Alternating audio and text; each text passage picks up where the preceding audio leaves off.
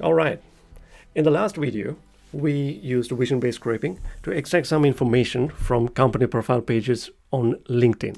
Even though these profile pages are from different companies, they look the same, right? It's a template. It's a standard profile page. So when it comes to web scraping, when everything looks the same, it's not that challenging, right? Even we are still using vision-based scraping, which is still great. But in this video, we're going to take it to the next level. What we're going to do, we're going to provide our automation with a list of company contact pages, URLs of company contact pages, and ask the GPT Vision model to extract information like the company name, email, and phone number. Now look at these contact pages. Everything is completely different. Now this is a company called Beacus. These are animation studios, by the way. It can be anything. This is another one. Look at this. They're totally different. That's completely different, right? But still, you can use vision-based scraping because it's AI and to extract information. Well, the trick lies with the prompt. If you write it correctly, you'll get your result. So without wasting any more time, let's get to it. Well, I'm in my Google Drive. I've created a folder called cold email. Inside that, I'm going to create a Google Sheet. I'll call this contact list, company URL, name, phone, email. Let me format this a little bit. And let me paste. All right. Let's do one first and then the rest. All right. Now we have a Google Sheet with a URL of a company contact page. That's all we need to get started. Let's go to make.com scenario section and create a new scenario. I'm going to name it cold email. The very first thing I have to do is to read the contact list. Now I have already set up the connection here. If you haven't, click on here and sign in with Google and create your connection. And once you make the connection, your drive will load up here and your folders and files will be shown here. Let me choose the cold email folder. Inside that, I've created my contact list. This should show up here once you create the connection. And sheet name is, look at this, sheet 1. Table contains headers, yes. And the limit, maximum number of results to be worked with during one execution cycle. That means when we click on this button, run once, it's going to extract 2 records. We have just 1 record, so let's say 1. All right, once you do that, let me run it. I think I got it. Okay. Now we got the URL. Let's pass it to scraping B. Take a screenshot. That's what you're going to do. Once again, I have set up my connection. If you haven't, go to scrapingb.com and register once and go to your dashboard. You will have an API key there and paste it here. If you have a problem doing this, I've explained everything in my previous video. The URL should be what I got from this Google Sheet module. All right. Device is desktop. Screenshot full page. Yes. Screenshot selector. Let's not do the selectors. You can do CSS selectors there. Window height, I'm going to say 1920, 1080. Why do I do this? Because these are web pages, right? So usually you will have like portrait distribution. So I need more height than more width. That's why 1920 for height and 1080 for the width. And show advanced settings. Wait for 1.5 seconds. So we will give some time for scraping B to load the page before it takes a screenshot. Okay, once you've done it, choose where to start. If you don't do this, it won't run. Okay. All right, I think we got it. This is actually a PNG file, so it's done. The next thing is to pass this screenshot to the OpenAI vision model. So OpenAI, show more, analyze an image. That's what we need. Once again, I've created my connection already. If you haven't, click add, go to OpenAI, register yourself and get the API key and organization ID. If you have a problem setting this up, please refer to my previous video. I've explained everything there. Now this is where the magic happens. You have to write the correct prompt. How to write that is because you can't write it at once, right? You have to go to OpenAI Playground and start testing it. Spend some time here constructing the perfect prompt. Let me explain. This is my formula. You have to tell the ChatGPT what role it has to play, what the job is, what are the guidelines, and provide it with an example. It almost always works for me. I'm going to say, you are an expert web scraper. Now, this is the specific role that ChatGPT has to play for this job. And your job is to analyze the screenshot of a contact page from a company website and extract the information specified below. Clear communication is very important. So these are the information I need. Now we have done these two. Role, job and context. We haven't provided much context here. Guidelines and examples is what's next. Now take a note of the following guidelines and concerns when compiling the output. All right, I'll go through one by one.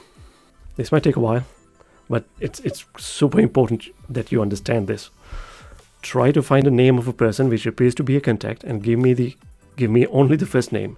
So if you find Roy Smith, output only Roy.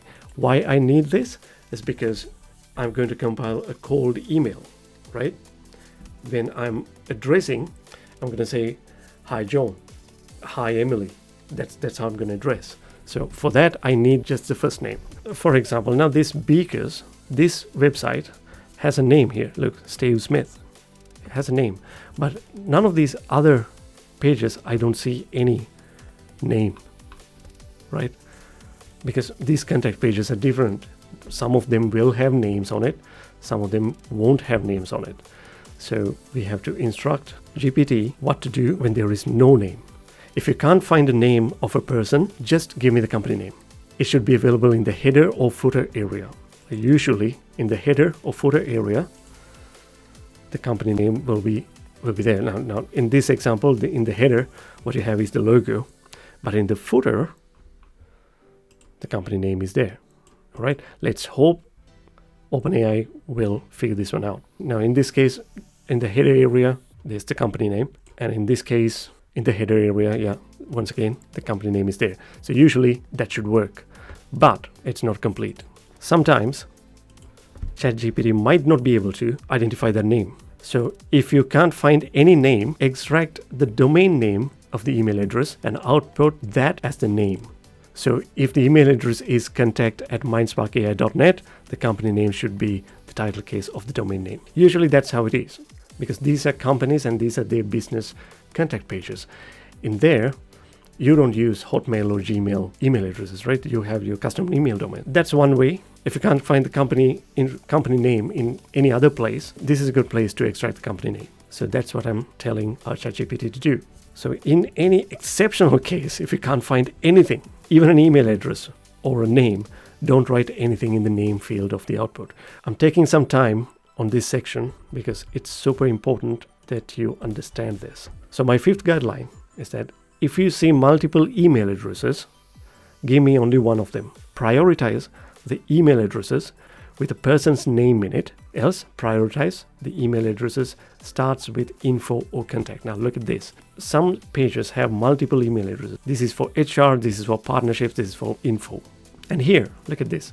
This email address is fantastic. It has the person's name in it, steve@beacus.com. Maybe this is a very small company. So that's exactly what I'm saying. So if there is an email address with a person's name in it, like steve@beacus.com, give me that, because that's perfect for a cold email. Else, prioritize the email addresses starts with info or contact. Now I'm selling a product. I don't want my email to end up in the HR department or the partners section, right? I want that email to go to the contact page or the info page. And that's what I'm saying here. Prioritize the email addresses starts with info or contact. Just to make sure, I'm going to say, again, make sure that you output only one email address. And number 7 is that if you can't find an email address, don't write anything in the email field of the output. And this next bit is quite important. It's about the phone number. If you see multiple phone numbers, pick only one. Because in some cases, there are multiple phone numbers, right? Look at this. So I want just one phone number. And prioritize the number starts with the UK country code, because I'm in UK. For you, it can be different. For example, I want the number starts with +44, that's a UK country code, +44 0 parenthesis 0 parenthesis 0. This is what I want, but I want the numbers perfectly cleaned. So please refer to the following examples. Now look at these examples. The number +44, this number must be written with no spaces, or +44 replaced with a 0. So it should look like this. +440, this number must be written as this. This must be written as this. So I need these numbers like this, so I can automate a voice call as well at the end of the automation. The 9th, if you can't find a phone number, don't write anything in the field, output field. And the other ones, you must be as accurate as possible. The output must be a valid JSON script. This is very important.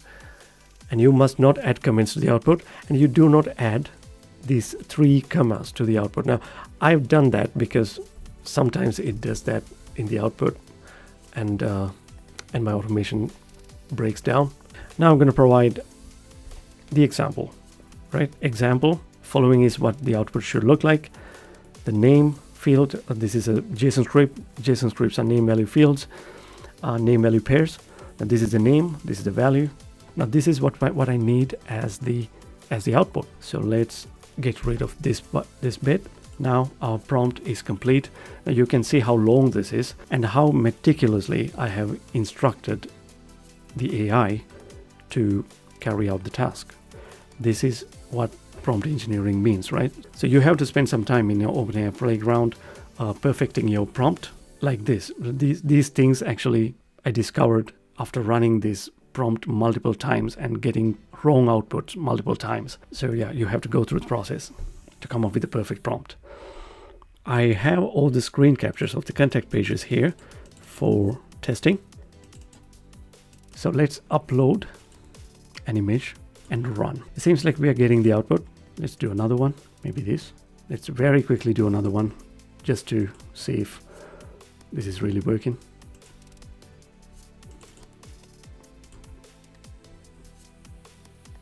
Acma Films, I think it's this one. All right, we got the email address here, the phone number here, and the name here. Got it. All right, let's copy this and go to automation, paste it right here. That's it. And now the image, we need an image file. Image file is whatever that outputs from the scraping bee module. And that's it. Oh, the model is GPT-4o. All right, shall we run it? Choose where to start. All.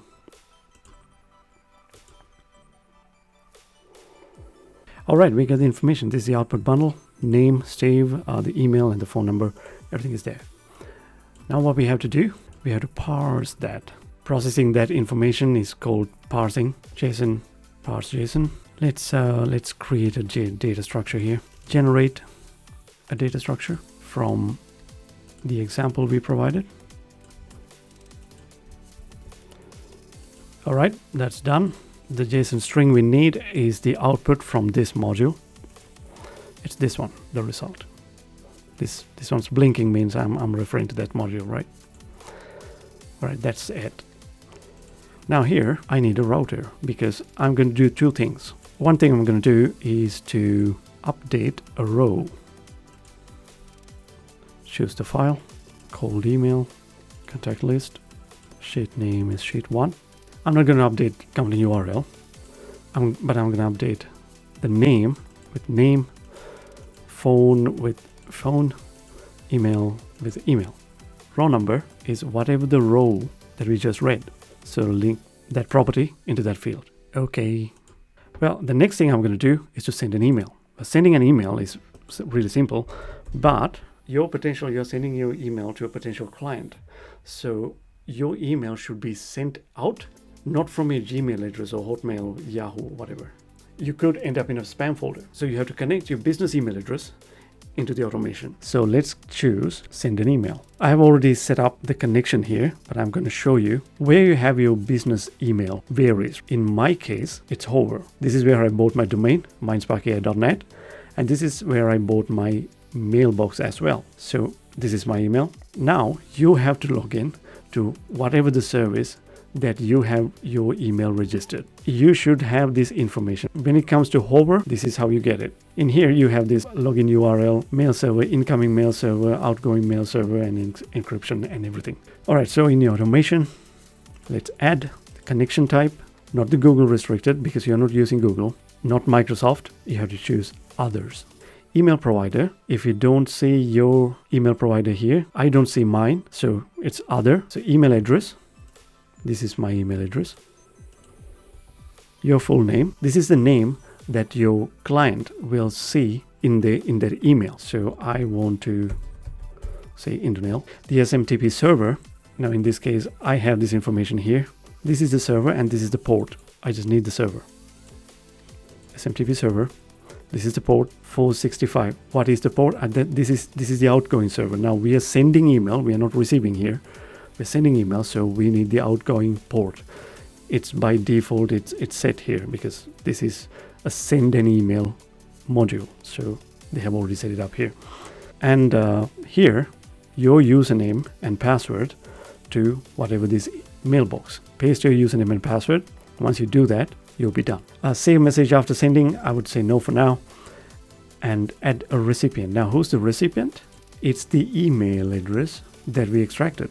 So link that there. All right, let's paste my subject line here. We can 10x your motion graphics workflow. Now here, what we're doing is a cold email outreach. Why we do that? Because we have a product or service to sell. So in this case, what I'm doing is I'm contacting these animation studios and I have a tool. Actually, really, I have a tool. This is what I'm selling. I'm not trying to sell to you because I'm not even developing this anymore. This is something I developed a few years back. Believe it or not, I've published a research paper too on the technology behind it. Anyway, this tool is about speeding up the FUI creation workflow. Don't worry about it. It's a motion graphic thing. I had a previous life of being a software engineer and a motion graphic artist. So anyway, my product, we can 10x your motion graphics workflow. So that's the subject line, a catchy subject line with a value proposition. And this is the email I'm going to write. When you're writing cold emails, this is not a tutorial about writing cold emails. But anyway, keep it short. I'm Indranil, I'm CEO of Mindspark AI and blah, blah, blah, blah, blah. All right. You have a 90% discount, addressing the pain points, the value propositions, and I'm going to provide my demo. I'm going to keep everything short. And what are these? These are HTML tags to break line tags. And this is how I'm going to provide the URL. Copy it if you have to. I'm going to copy all this. I'm going to paste it here. This is the email. And hi name. This name has to be this name, right? The name we extracted. Now we are done. But I'm not going to use these email addresses here because I don't want to spam people now. So I'm going to write my Gmail address here. This is what you have to do when you're testing out your automation, right? Don't spam people. If people receive spam emails from your business email, that's very bad for your business, right? So don't do that. When you test your automation, write your own email address here. All right, once you've done that, this is almost done. And one more thing. Why didn't I generate the email? Because everybody's generating things these days, right? Generating the social media posts, the comments, the emails, everything, blog posts, everything are generated.